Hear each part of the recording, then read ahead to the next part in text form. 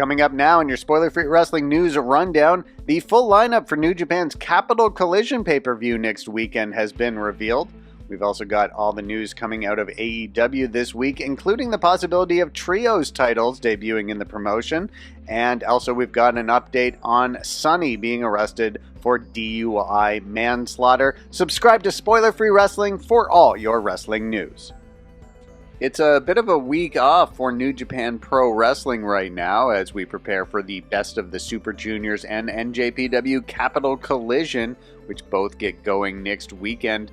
But speaking of the Best of the Super Juniors, in a previous video we reported that KUSHIDA has left WWE and is expected back in New Japan Pro Wrestling, but there was an update on what he will be doing in New Japan when he returns. Dave Meltzer wrote in the Wrestling Observer newsletter that regarding the Best of the Super Juniors, it's also notable no KUSHIDA in the tournament, and he wrote, KUSHIDA didn't want to return and be classified as a junior heavyweight. So, according to Dave Meltzer anyway, when KUSHIDA returns to New Japan Pro Wrestling, much like Will Ospreay, much like many other wrestlers who have done the same, he is not going to be a junior heavyweight, and he's going to be competing in the heavyweight division. There was also an update in the Wrestling Observer newsletter regarding AEW wrestlers that Stardom might be interested in. Now, Stardom won't be able to participate in the Forbidden Door pay-per-view on June 26th as they have their own pay-per-view that day. But Stardom is reportedly interested in bringing in 4 names for shows in the future. Here is what Dave Meltzer wrote. The key interest from Stardom is not Britt Baker nor Thunder Rosa, even though they are AEW's biggest women's stars, as well as Jade Cargill. But the ones Stardom has the most interest in for big shows are Toni Storm, Jamie Hayter, Hikaru Shida, and Ty Conti. So, could we see Storm, Hayter, Shida, and Conti end up in Stardom sometime in the next few months? It looks like Stardom would really like that to happen. While there won't be any big shows until Best of the Super Juniors and Capital Collision, we will get a new episode of New Japan Strong tonight on New Japan World. 3 matches have been announced for the show. These were all taped during WrestleMania week in Dallas at Lone Star Shootout.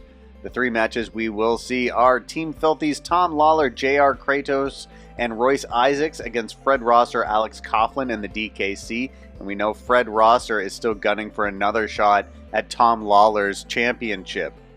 We will see Jonah versus Blake Christian. Got more news on Jonah coming up later as well. And we will see Bullet Club's Hikuleo and Chris Bay team up to take on Bateman and Barrett Brown. That's all on New Japan Strong tonight. Then next weekend, we've got the Capital Collision pay-per-view, and New Japan Pro Wrestling recently announced 4 new matches for that show.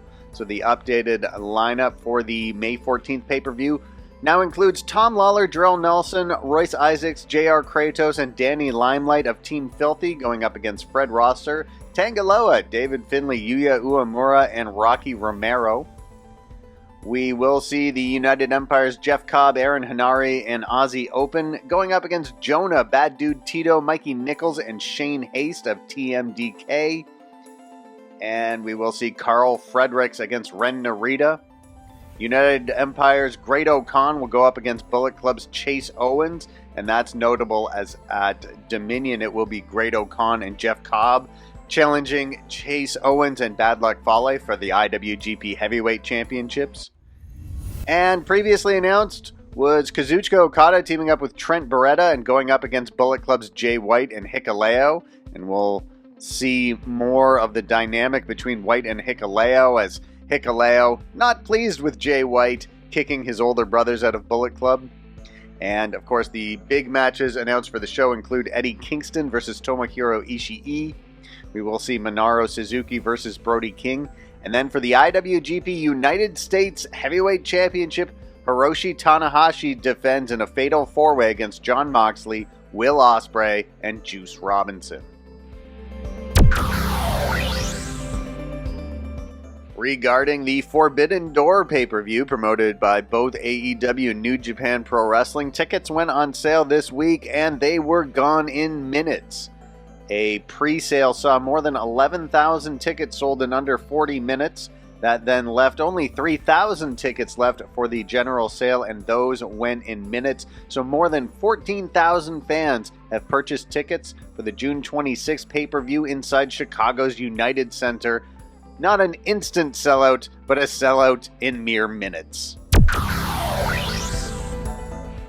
Sticking with All Elite Wrestling, it is being reported that the promotion has had title belts created for a possible Trios division, so they've had Trios Championship belts made. This is something that AEW President Tony Khan has addressed numerous times for quite a while. He has said that he is interested in bringing in Trios titles to the promotion. At a media call to promote All Out last September, Khan said, "We have a lot of great trios here. I am very interested in it. I will be 100% honest with you. This is the most blunt answer I could give. I am much more receptive to doing it when Kenny Omega is back." So it sounds like the introduction of Trios Championships are just going to wait until Kenny Omega is back. Perhaps Kenny Omega and the Young Bucks would be one of those Trios teams entered into a tournament. Of course, there's lots of Trios teams developing in AEW, such as the Blackpool Combat Club, House of Black, Death Triangle. They're the Best Friends in Orange Cassidy. Numerous different possible teams for that division. Now, regarding Trios belts being made, this was addressed in the Wrestling Observer newsletter this week. Dave Meltzer wrote, "Trios title belts have been made, so now it's just a matter of time of when they pull the trigger." Tony Khan was asked about making Trios titles and gave the indication a few months ago that they didn't want to do the tournament until Kenny Omega was back. In a previous video, we noted that Top Flight's Darius Martin had suffered another injury and he would once again miss a significant period of time. That is quite a blow for the 22-year-old. He had just returned after missing 13 months following surgery to repair a torn ACL. So Malachi Black was on the Universal Wrestling podcast recently, and he revealed that the cause of Darius Martin's most recent injury was a, quote, nasty car accident. Malachi said he had a real nasty car accident. He's out for like 6 to 9 months. So what a blow for Darius Martin, out another 6 to 9 months after previously missing 13 months with a torn ACL. AEW was in Baltimore this week, and they actually suffered a power failure during the Dark Elevation tapings. Fortunately for them, however, they were able to correct the problem before they went live with Dynamite. So the problem started during a match between Cheeseburger and Max Caster, and then continued later in a match featuring Nyla Rose and Sky Blue. So what happened was addressed on Wrestling Observer Radio by Dave Meltzer. Here is what he had to say about the incident. "The entrance and the announcing place all of a sudden went dark. So they did the match, Max Caster won, and then they did another match that they announced, which was Sky Blue and Nyla Rose. And they just said, 'This match is only for you fans in the arena. It will never air,' because they couldn't tape it because they had a power failure or whatever it was. Luckily, they got the thing fixed by 8 o'clock, and there was no problem with Dynamite. So the scheduled Dark Elevation main event was Keith Lee and Swerve Strickland versus Nick Comoroto and QT Marshall. They ended up taping that match after Dynamite and before the Rampage tapings began."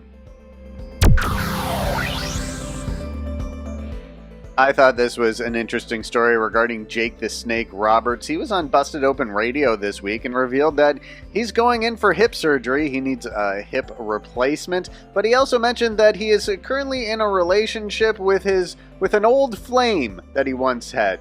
And he said that he has reconciled with a former partner that had left him years ago due to his drug and alcohol problems. Here is what Roberts had to say about his relationship. "In the last year, we've gotten back together, which is an amazing story. I mean, for all the crap that I did, for her to forgive me, our love is so strong now." Well, congratulations go out to the legendary Jake the Snake Roberts. It's always good to hear that things are going well with him.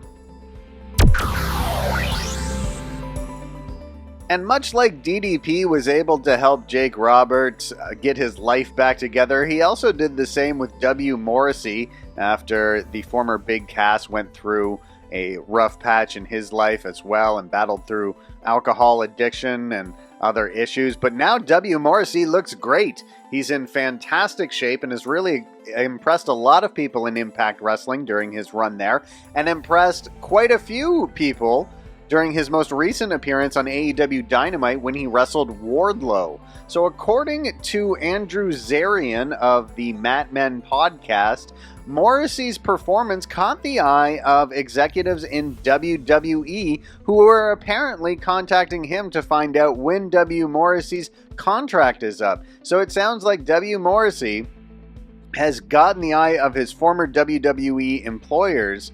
However, he is contracted to Impact Wrestling at the moment, but the future looks bright for W. Morrissey. AEW did announce the brackets for the Owen Hart Foundation Women's Tournament during Friday's edition of Rampage. It is up on your screen now. So we will see Toni Storm take on Jamie Hayter in the first round.